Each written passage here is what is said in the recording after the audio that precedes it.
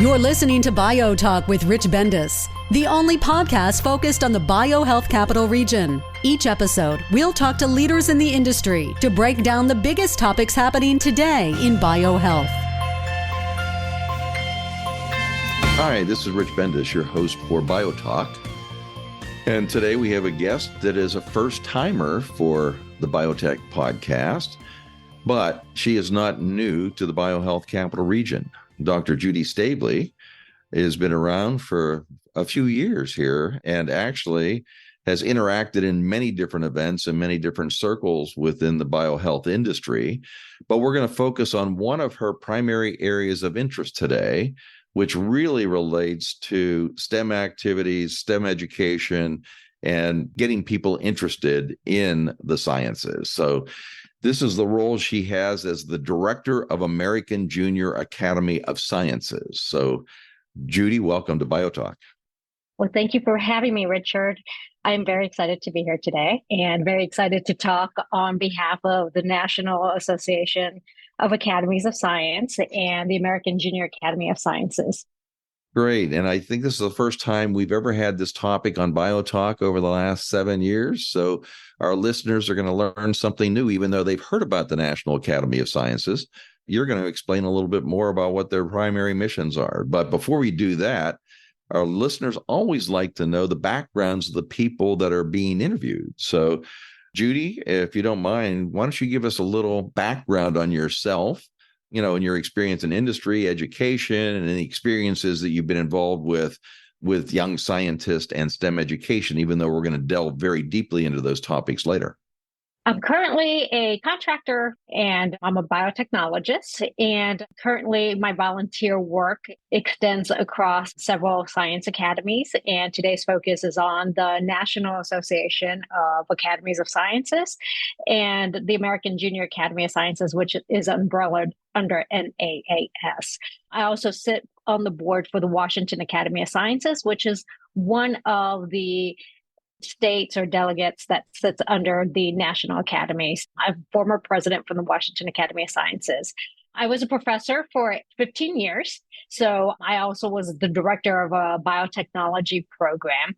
And my students and I developed a lot of scientific research innovation projects that we presented on Capitol Hill and at the White House and on behalf of the community colleges innovation program that National Science Foundation enticed us to do.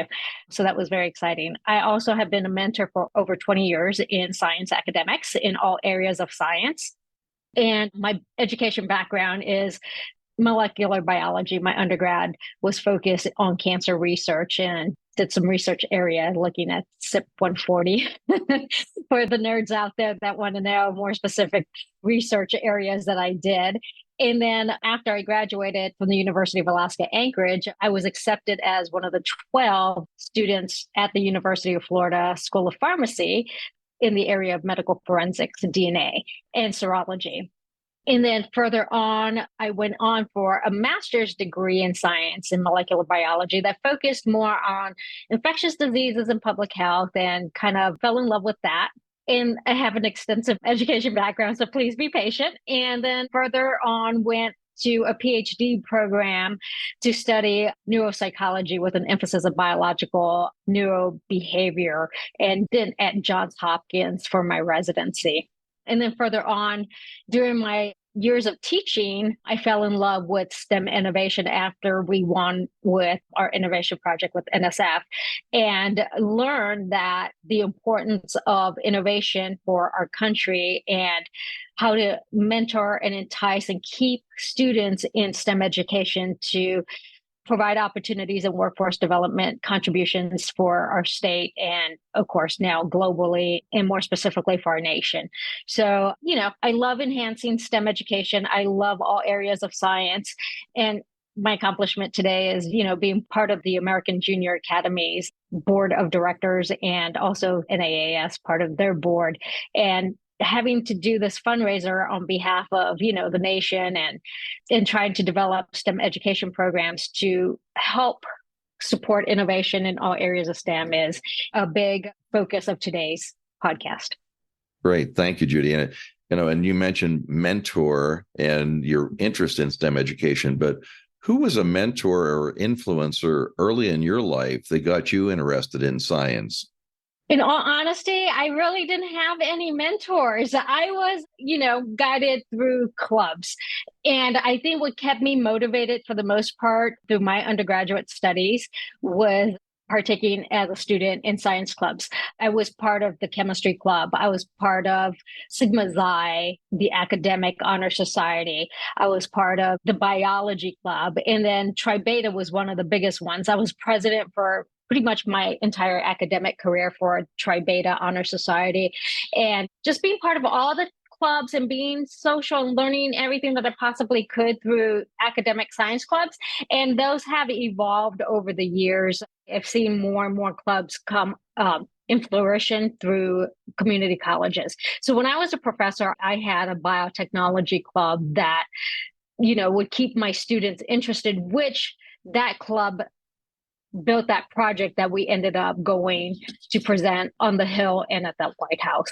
So that's, experience that came to fruition. But that developed, I guess, ideas for young students to be innovative. So you got to plant the seed very young.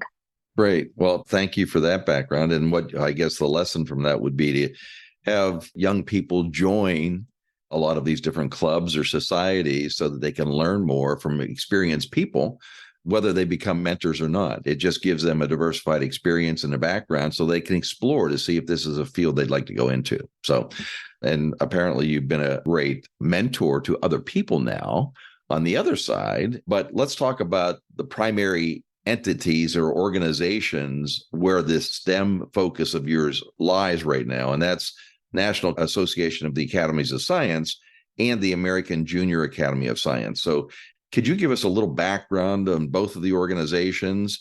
I know them relatively well, but most of our listeners, this will be a first time hearing about them. The National Association of Academies of Science is a not-for-profit organization. The mission is to promote scientific and science education goals of its state for regional and municipal academies of science. The NAAS consists of 47 states, regional and community academies of science, which are organized to encourage scientific inquiry and research experiences.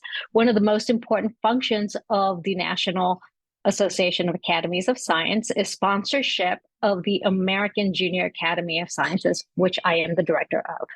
Great. Now tell us more a little bit about the American Junior Academy of Sciences. The American Junior Academy of Sciences is the only U.S. honor society recognizing America's premier high school students for their outstanding scientific research. Each state's academy, including the D.C. Academy of Science, nominates high school students as AJAS delegates. The chosen delegates that are invited to attend the AJAS annual conference, which is in February 2024, which is hosted by the AAAS, will be able to present their research scientific posters to become a recognized fellow at this event. The AJS mission is to introduce, encourage, and accelerate pre-college students into the professional world of science, technology, engineering, and mathematics. And what I want to elaborate on this is we are fundraising next month to raise funds to send these U.S. Honor Society students from across the nation to the annual conference that's going to be held in Denver, Colorado. And what we're raising funds for the students that are underrepresented and will be able to participate and show off their scientific research at this annual conference. And basically, this annual conference, when's that going to happen, Judy, by the way, in Denver? February 15th through the 17th. That's February 15th, 17th of 2024. Correct. But there's some other events happening before then that you're going to be involved with. One in our backyard in Washington, D.C., and you're probably also trying to raise money for that one as well. So talk a little bit about the one coming up on September 16th that will be held in Washington, D.C. It's actually going to be held 7 miles from the AAA NAAS office in Alexandria, Virginia, which is it's right in our backyard in DC. And we're going to be hosting a STEM education conference and fundraiser to inspire the next generation of innovators, problem solvers, and leaders. And this event is scheduled for September 16th from 1 to 5 at the George Washington Masonic National Memorial Theater in Alexandria, Virginia. And everybody is invited to attend. We do have a registration link on Eventbrite that you can register. In addition, we're going to have hundreds of educators, professionals from various STEM fields, student ambassadors from different colleges that are going to be hosting activities for middle school, high schoolers. And in addition, we're going to have workforce development opportunities and panel speakers. And all disciplines areas are going to be focused on aviation, grant funding for high school students for the Denver conference, biomanufacturing and biohealth, cybersecurity, engineering and robotics, general science, and workforce development training and potential scholarships. And is there any cost for attendees, Judy? No, this is all free. And we're excited. There's going to be a raffle to help raise funds for scholarships to go to Denver for the students. In addition, we're looking for donors to support the mission for STEM education to help push our innovators to go present their research at the AAAS conference. But the event is free, so we encourage everybody to attend. And I'm sure we will provide information on how people can register as we publish this podcast in our newsletter. So there'll be a link there for people who want more information about this, as well as you can provide more registration information for people as we get in later into the podcast too, Judy. So tell us a little bit about some of the exciting life science support programs that the American Junior Academy of Science offers, and how they encourage young people and young talents to pursue their careers in science and technology, engineering, and math. Well, a lot of the students that are AJAS delegates, they actually attend clubs, like I mentioned earlier in the podcast, where they are mentored by other scientists, or they're involved with the academies around the country in some form or fashion through events. However, when they're involved through these different science fairs or scientific events, they become very close to a mentor, and these mentors are attached to one of the academies. And they are presented on behalf of their local academy to be able to represent at the national conference as a research delegate. So that's how they become involved at their local regional state. Yeah, and basically you've had a chance to watch the growth of our region over the last 20 years in the BioHealth Capital Region. And I would imagine some of the people you met 20 years ago were engaged in industry or education that you saw actually continue their careers or begin their careers and are involved today. And tell us a little bit about some of the examples and success stories you might have. Well, I have been very involved since the inception of the biotechnology bust in Maryland and DC. We really have a great biohub here in the state of Maryland. And BioBuzz, BioHealth Innovation, we have a lot of different networking events. Maryland is really great to support each other academically in workforce development. This podcast especially has amazing educational, informative lectures that I personally listen to. But over the years, like I said, when I was a professor, I mentored my students into innovation and then workforce and pipelined them into biotech occupations.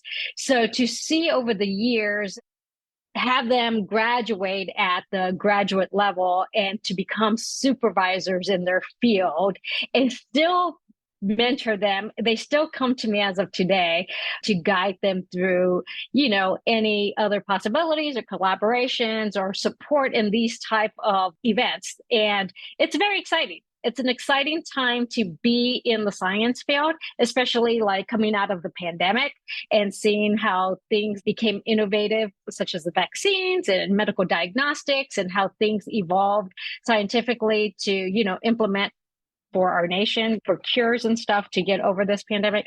So it was really exciting to see a lot of my mentees be part of that and still be, supportive on the other side of them mentoring high schools and building that pipeline. So now that they're graduate students, they oversee undergraduate students, and those undergraduate students are now mentoring high school students, and those high school students are now mentoring middle school students. So you see this nice developed pipeline to keep students engaged in STEM academics from middle school all the way up to graduate school, so they can be continuously motivated to be informed in the area that they want to study. And that's what this panel discussion is going to be talked about come September 16th. That's great. In industry, in order for them to grow, they have to have a channel and flow of really smart people coming into their companies. And most of them have had a STEM background. But I think some of the companies are more progressive in promoting STEM education and creating STEM opportunities within their organizations. I know that AstraZeneca, for example, has had some major STEM programs nationally, not just in our backyard, and actually globally. I mean, they're one of the largest global pharma companies, and they are very active in promoting STEM education in their backyard. So can you give some examples of some companies that you have worked with within the BioHealth Capital Region that are really strong promoters of STEM? AstraZeneca is one of the most supportive in education when it comes to biomanufacturing. They supported my biotech program 100%. They also are a big supporter for the National Association of Academy of Sciences and the American Junior Academy of Sciences. They're one of our biggest donors to bring students to the national conference. So we have to thank AstraZeneca for doing that. AstraZeneca has been amazing. They sat on my board when I was a board director for my own biotech program, and they would do tours when we might have not had the right lab equipment or the right PPE at the time, that we didn't have the budget for the program at the time when I was a professor. So they stepped up to the game and said, we're going to give you a tour of the facilities. We're going to have the students put the bunny suits here, and we'll train them in support of your program. So that was really nice. And then over the years, they developed more educational programs, workforce development opportunities across the state of Maryland, nationally, which I encourage all biomanufacturing companies to do that, because academically, the biotech academic programs are lacking a lot in that area of experience of working with the fermenters or the tissue culture areas of biomanufacturing. Some schools don't have the capability of having those fancy labs. You do have some universities, luckily, having those great labs, but we were fortunate to work with different industry partners with the program to enhance my biotech program, since I didn't have the room to expand on maybe fermentation, tissue culture. And if it wasn't for industry, my students would not be where they're at right now. Industry plays a critical role, but also we're very fortunate to have the NIH in our backyard, the FDA, as well as some leading universities. So talk a little bit about how AJAS basically interacts with like NIH or the universities in our region as well. So through, again, STEM events, the students are able to go to, as a club or as an academy, the academies will take the AJAS students that may be housed under the Washington Academy of Sciences. So the Washington Academy of Sciences is umbrellaed under NAAS, and they have the AJAS program. So the Washington Academy of Sciences takes our local DMV area students to events. So we have an event coming up on Thursday that the students will meet for robotics and engineering.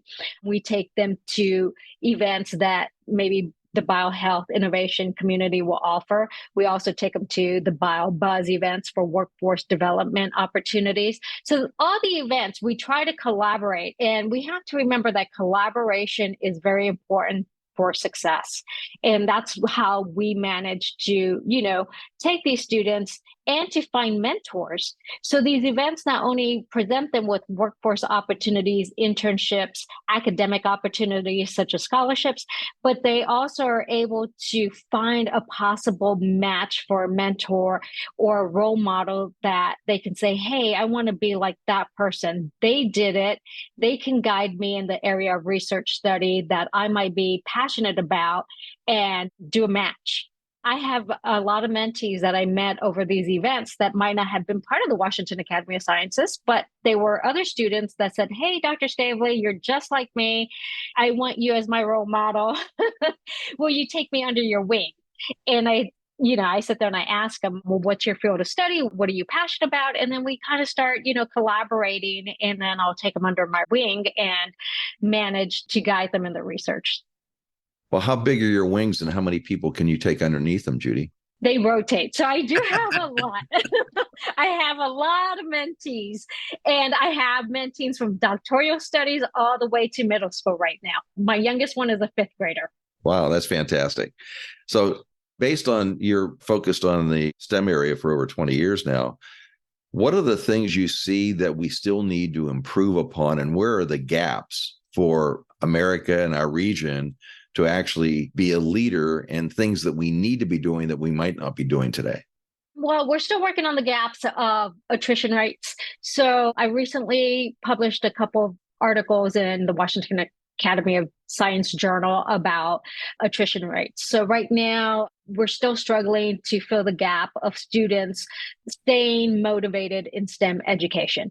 So scientists that are in industry need to go out and motivate these kids. And that's what this upcoming STEM education conference / fundraiser event's about, is that all of us coming together as a nation and speaking on the panels and giving these students the motivation to stay in STEM academics.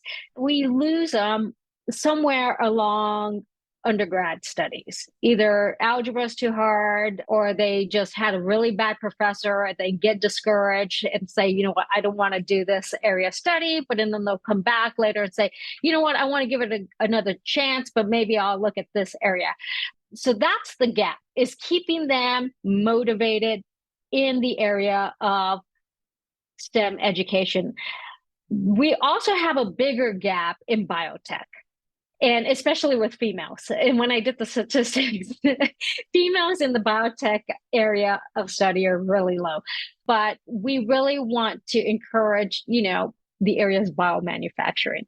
Right now, that's with the pandemic. We really need a strong biomanufacturing workforce and want to encourage students to look at that area.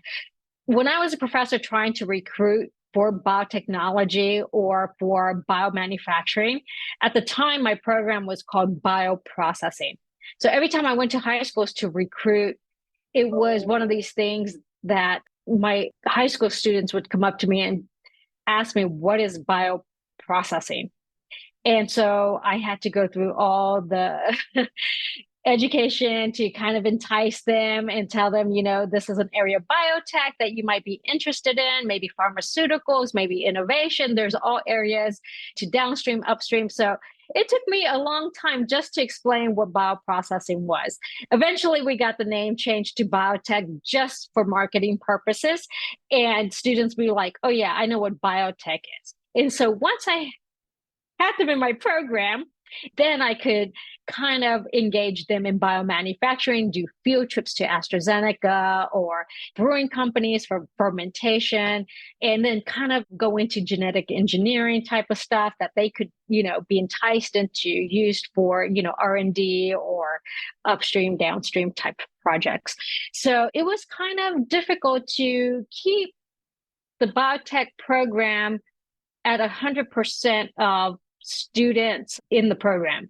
So when I was a professor, I had 100% of students fill the seats. But it was challenging during my time because you constantly had to keep them engaged. And that's where I think a lot of professors need to be creative in academics to keep them engaged in academics so we close that gap. Yeah, so you talk about the attrition gap that you might lose them through the educational process, but those that stay and graduate and make it all the way through and get that experience in those degrees, whether they be basic or advanced degrees, how is the retention rate of people that are educated within our region being able to find the jobs in the industries they're interested in, those STEM jobs in the BioHealth Capital Region? How do you see the connection there between academia and industry in retaining those smart people that we'd like to keep in our region? In the state of Maryland, we do have a really great support system, all the way from the Maryland Department of Commerce to each county. Each county has a supportive system for the biotech industry, the biohub area. We have a really unique ecosystem here in Maryland. I encourage other states to have a really great ecosystem and to model what we have. I'm starting to see Boston have a growing ecosystem. Some of our colleagues have moved up to Boston for biomanufacturing companies that have expanded out there, but Maryland still has a unique ecosystem. We encourage and support each other. We do the tours within the industry. That collaboration is essential. And that's what makes it successful, is because we can run to each other and say, hey, Rich, I need, support in this area, or this person or the student is looking for a job position. Have you heard any openings within this area? And you say, yes, look at our job postings on our website, and I will forward that to my mentees, and then they'll apply and then land the position. So there's a lot of opportunities, but I can't stress enough that Maryland has a unique ecosystem. And I've also seen North Carolina and the Carolinas starting to build an ecosystem, because there's a lot of biotech expanding within those areas, and also now Texas. But we're growing. It's slow, but we're getting there as a nation. Well, one of the encouraging things is CBRE, one of the real estate firms, does an annual talent ranking of the different regions and states around the country. And the Maryland, DC region, BioHealth Capital Region, is ranked number 2 right now in talent for scientists. So basically, we're very fortunate to have Johns Hopkins, University System of Maryland, all of the academics, but having NIH and FDA and all of the other people here in our backyard creates several opportunities for people interested in STEM work, whether it be in industry, whether it's in nonprofit organizations, NGOs, academia, foundations, whatever. So I think we're blessed to have a really diverse background here for people who would like to pursue the STEM careers. I totally agree 100%. As you mentioned, CRB, FDA, they sat on my biotech board, and they always were supportive of my students. We did field trips to the FDA. Every quarter, they bought my students pizzas. They got to sit in on talks and kind of collaborate and learn regulations. CRB was always inviting my students for tours or events, or they sponsored them for, the ISPE memberships for students. And it was all that support and that collaboration that made these students successful, because they felt, I am supported, I am motivated, I am engaged, I have the industry here that is supporting me. So if I need to pivot in my career, if I'm in R&D or go into biomanufacturing, I know I can do that. There are opportunities. What's coming through here, Judy, is your passion that you have to work with young people to get them interested in STEM careers and STEM education. So what are some of your personal goals and objectives that you have for the future around this topic? Well, it's important to promote biomanufacturing. I don't think a lot of Americans understand the importance of biomanufacturing. And I'm very passionate about advanced development manufacturing. I'm also very passionate about biotechnology and innovation. Again, I think it's very important that people do the research and get educated on science, because these past few years, there's been a lot of miscommunication on science. So my future goals is, to continue to, advocate for STEM education, workforce development. I love my current job because I do all that area of studies. So I'm working with the academies and getting the support and working together, just kind of doing what I'm doing already. I love what I do. Great. It's nice to have people happy in the place that they're at. And so is there anything that we haven't discussed you'd like to have the listeners be aware of? I just encourage the listeners to register for this upcoming STEM education conference that the National Association of Academies of Sciences is hosting on September 16th. Again, you can find us on Eventbrite or on our website. If you're interested in donating any funds for potential scholarships for the national conference for these high school students, you can just go to the NAAS website and hit the donation button, which is to the right of the screen, and just put that it's for AJAS students to attend the national conference. Great. And we'll close by saying that this NAAS, AJS STEM Education Conference and Fundraiser is going to be September 16th at George Washington Masonic Memorial in Alexandria, Virginia. And it's a half-day event, correct, Judy? Correct. Yep. And if anybody wants any more direct information, they can contact you directly. If they wanted to get your email address, could you give that to the listeners as well? Sure. They can contact me at Dr. DOCTOR Staveley, STA, V as in Victor, ELEY at yahoo.com. Super. Our guest today is Dr. Judy Staveley, Director of American Junior Academy of Sciences and one of our great STEM promoters and champions and mentors within the BioHealth Capital Region. Keep doing what you're doing, Judy. Well, thank you, Richard. I appreciate you inviting me. Thanks for listening to BioTalk with Rich Bendis.